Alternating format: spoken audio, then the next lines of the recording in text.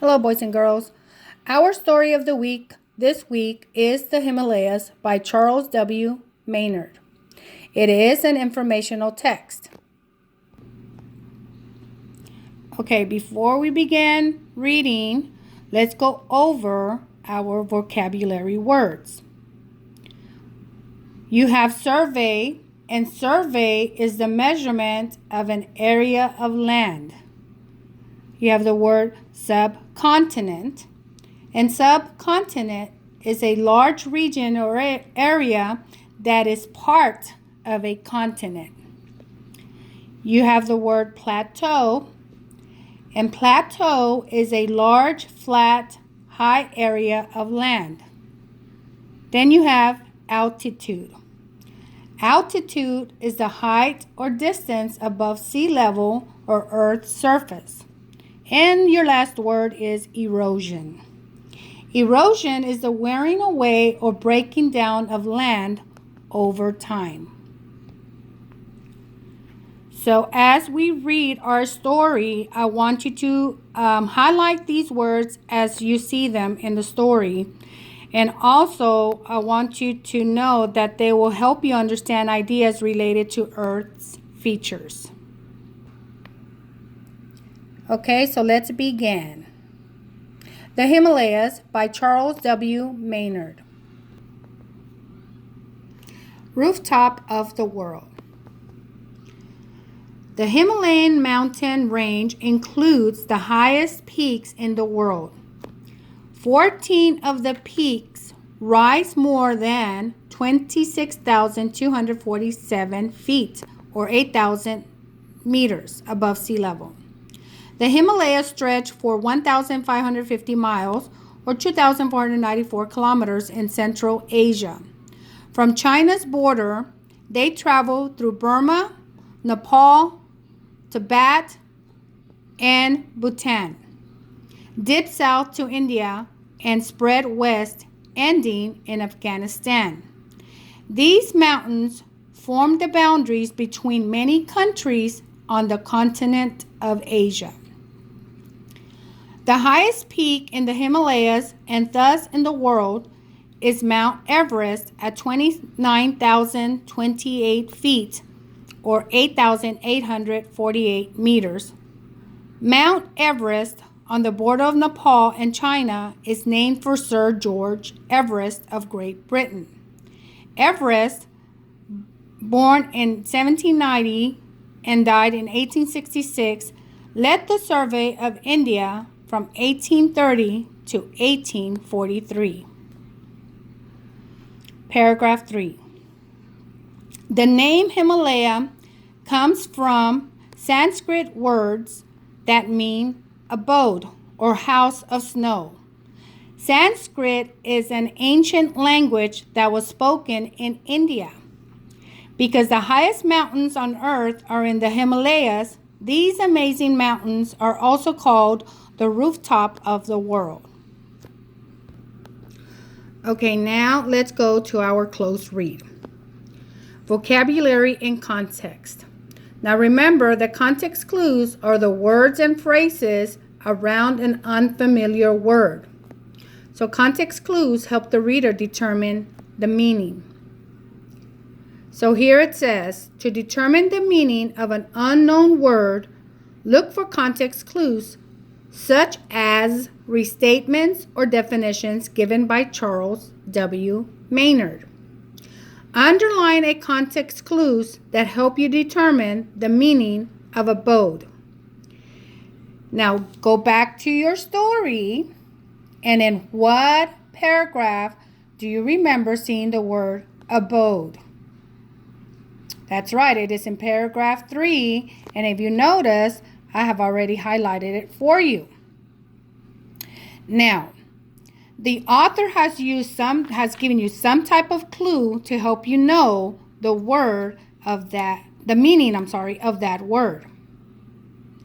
And if you look here, I've taught you this in class before.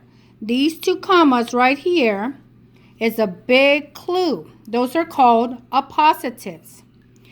Whenever you come across a word and then there's some words inside those two commas, inside the appositive, that is telling you the meaning of the word before it. So in this case, the word abode means what? What context clues did the author give you? That is correct. Or house. Abode or house was your clue. Okay, now you also notice we had a vocabulary word in this page. What vocabulary word did you see in this page? In paragraph 2, you see the word survey. So go ahead and highlight it. And it says, Everest led the survey of India from 1830 to 1843. So remember, survey is the measurement of an area of land. Okay, now we are on the next page, page 549. When continents collide. Paragraph 4. The Himalayas are young compared to other mountain ranges in the world. The Himalayas began forming from 60 to 65 million years ago. The Appalachian Range in the eastern United States is from 250 to 300 million years old. Paragraph 5. The surface of Earth, called the crust, is made of huge slabs of rock called plates. These plates have moved slowly over millions of years, sometimes bumping into each other. When the plates bump together, the crust is pushed up and it forms mountains. Scientists call the movement of Earth's crust plate tectonics. About 50 million years ago, the Indian subcontinent began to bump into a land mass called Eurasia, which formed Europe and Asia. That event caused part of Eurasian land mass to wrinkle, forming the Himalayas. These huge wrinkles are called fold mountains. So if you notice, boys and girls, some of the information that I just read in paragraph 5 was also information that you learned on our story of the week 2 weeks ago, Planet Earth. It did talk about the tectonic plates. Okay, so now let's look at the map. In this map, the caption reads, the Himalayan mountains are part of the land in many countries from China to Afghanistan. And China's here, and Afghanistan is somewhere over here, right there. Now here's a fact, mountain fact. Even today, the tectonic plates are still moving, and the Himalayas are still growing. The Himalayas are getting taller by about 1 inch or 2 5/10 centimeters every 5 years. So the map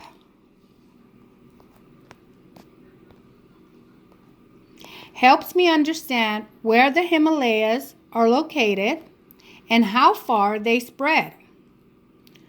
I can connect the information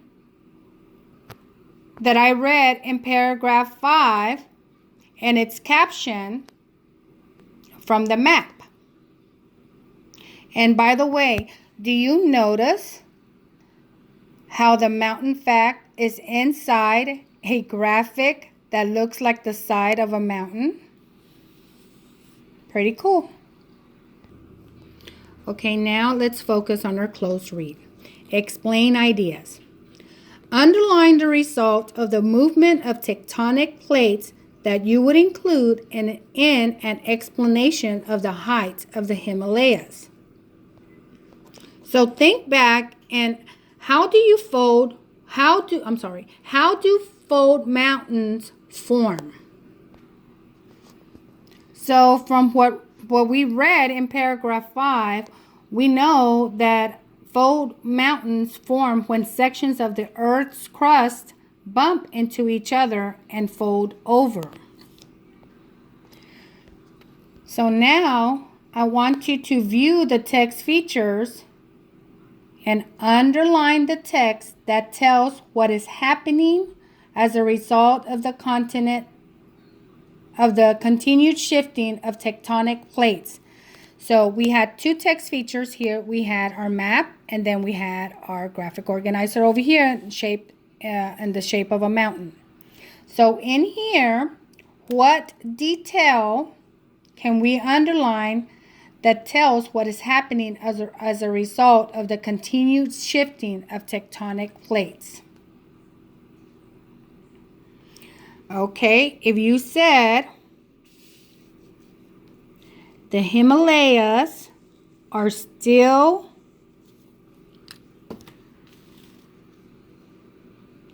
growing, the Himalayas are getting taller by about 1 inch every 5 years. Go ahead and underline that. Okay, now turn your page to page 550. And in this page, the author has included photographs. So seeing the different perspectives in these photographs and reading the captions helps me understand more about glaciers and about what I have been reading. So let me read the captions to you. Our first caption says, "This picture of a huge snake-like glacier in the Himalayas was taken from the space shuttle Atlantis." So that was taken from space.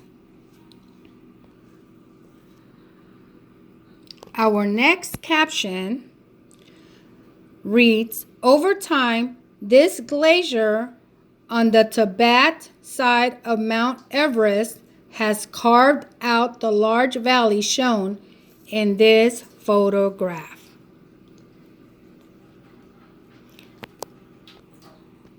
And then our last photograph, the caption reads, "The Ganges River in India was formed by a glacier high in the Himalayas.